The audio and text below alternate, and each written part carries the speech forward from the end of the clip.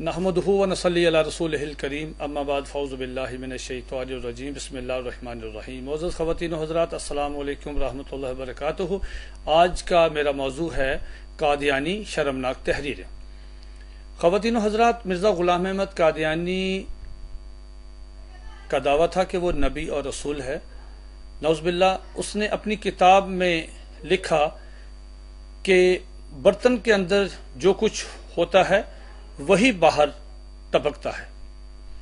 پھر اس کا ایک قول یہ بھی ہے کہ پلید دل سے پلید باتیں ہی نکلتی ہیں۔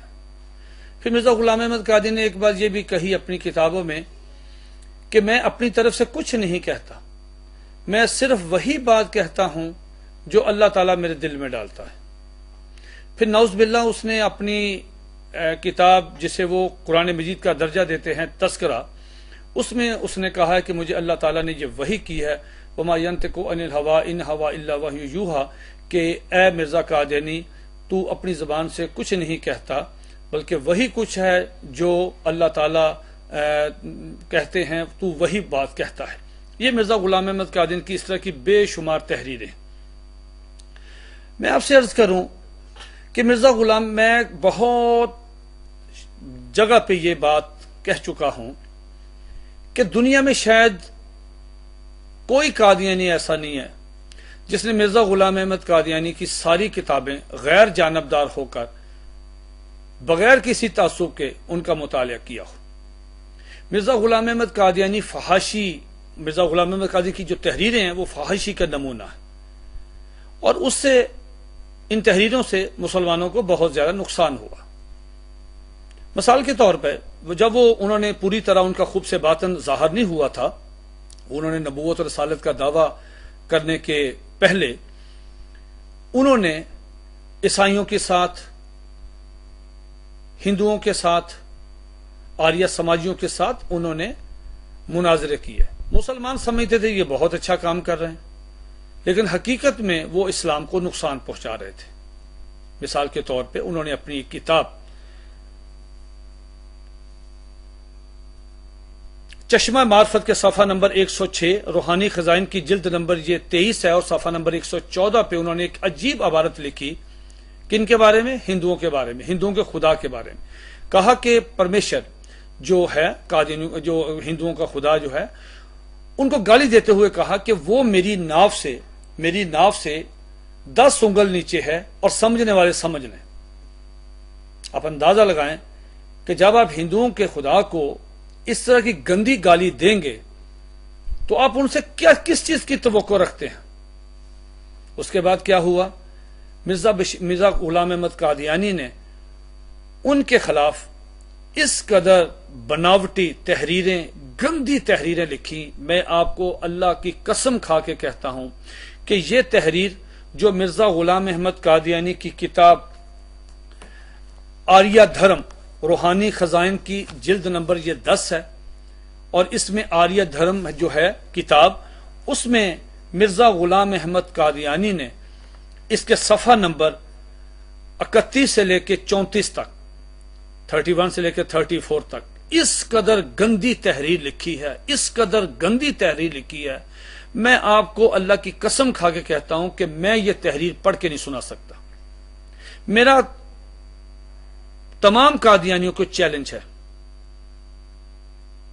کہ اگر کوئی قادیانی اپنی جوان بہن، بیوی، بیٹی، ماں کے سامنے اگر وہ یہ تحریر بآواز بلند اپنے گھر میں پڑھ کر سنا دے، میں اسے کم از کم 10,000 روپے نقد انعام دوں گا۔ یہ میرا چیلنج ہے۔ اس قدر گندی تحریر ہے ہندوؤں کے بارے میں، لیکن گندی فحاشی ایک شریف آدمی اسے سن نہیں سکتا، پڑھنا تو دور کی بات ہے۔ اور مرزا غلام احمد قادیانی کا دعویٰ ہے کہ وہ نبی ہے، رسول ہے، مسیح موعود ہے، اور اسے معجزہ دیے گئے ہیں، وہ یہ ہے، وہی اترتی ہے، نعوذ باللہ، اور وہ اس طرح کی بازاری گفتگو کرتا ہے جسے کوئی شریف آدمی سن نہیں سکتا۔ اس کے بعد مرزا غلام احمد قادیانی نے صفحہ نمبر 75 اور 76 پہ اسی کتاب کے آریہ دھرم کے صفحہ 75 اور 76، یہ قادیانی کی ویب سائٹ پہ جائے الاسلام پہ، وہاں پہ ساری یہ کتابیں موجود ہیں۔ صفحہ نمبر 75 اور 76 پہ مرزا غلام احمد قادیانی نے اس قدر گندی اس قدر گندی شاعری ہندوؤں کے بارے میں کی ہے کہ کوئی شریف آدمی اسے پڑھنا تو درکنار اسے سن نہیں سکتا. اور ہوا کیا پھر؟ اس کا رد عمل کیا ہوا؟ ہندو کہتے تھے کہ یہ تو مسلمان ہے. اب ہندوؤں کو تو نہیں پتا کہ یہ خبیث آدمی دار اسلام سے خارج ہے، یہ تو نبوت کا اس نے دعویٰ کیا ہے، یہ تو آدمی فارغ ہے. لیکن ہوا کیا؟ وہ سمجھتے تھے کہ یہ اسلام کا نمائندہ ہے اور اسلام کا مبلغ بن کے ہمارے خلاف یہ بیہودہ گفتگو کرتا ہے، ہمارے خداؤں کو، ہماری عورتوں کو بارے میں یہ اس طرح کا گندی اور فوش گفتگو کرتا ہے. اس کا نتیجہ کیا نکلا؟ اس کا نتیجہ یہ نکلا کہ قادیانیوں نے اس کے جواب میں، ہندوؤں نے اس کے جواب، مرزا قادیانی کی اس کتاب کے آریہ دھرم کے جواب میں کیا کیا؟ یہ میرے پاس نعوذ باللہ میرے منہ میں خاک، یہ ہندوؤں کی کتاب جو راجپال نے جو لکھی تھی رنگیلا رسول، نعوذ باللہ، یہ اس کی فوٹو سٹیٹ میرے پاس موجود ہے جو ہندی زبان میں ہے. اس میں کیا ہوا؟ جس کو بعد میں پھر رنگیلا رسول کتاب لکھنے والے راجپال کو غازی علم الدین شہید رحمۃ اللہ علیہ نے اس کو قتل کیا تھا. اور غازی علم الدین شہید ہماری پوری امت مسلمہ کا ہیرو ہے. اور آپ کو معلوم ہونا چاہیے کہ جب غازی علم الدین شہید رحمۃ اللہ علیہ نے راجپال کو قتل کیا تو مرزا بشیر الدین محمود نے خطبہ دیا تھا اپنی عبادت گاہ میں، اور اپنے اخبار الفضل میں یہ آن ریکارڈ موجود ہے. انہوں نے کہا تھا کہ وہ نبی بھی کیا نبی ہے جس کی عزت بچانے کے لیے خون میں ہاتھ رنگنے پڑے. غازی علم الدین شہید کو چاہیے کہ وہ ندامت کرے، معافی مانگے راجپال کی فیملی سے، اس نے جو کیا وہ غلط کیا، نعوذ باللہ. اور اس کے بعد ہندوؤں نے اسی دور میں، یہ دیکھیں یہ اسی کا نتیجہ ہے کہ یہ ہندوؤں نے کتاب ستیارتھ پرکاش لکھی تھی. اس کے 13 ابواب تھے، 13 ابواب. لیکن جب انہوں نے یہ مرزا غلام احمد قادیانی نے یہ کتاب ان کے خلاف لکھی، عبارتیں لکھی، تو ہندوؤں نے اس کتاب کا ایک 14واں باب اس میں شامل کیا. 14واں باب پہلے شامل نہیں تھا. اس 14ویں باب میں کیا ہے؟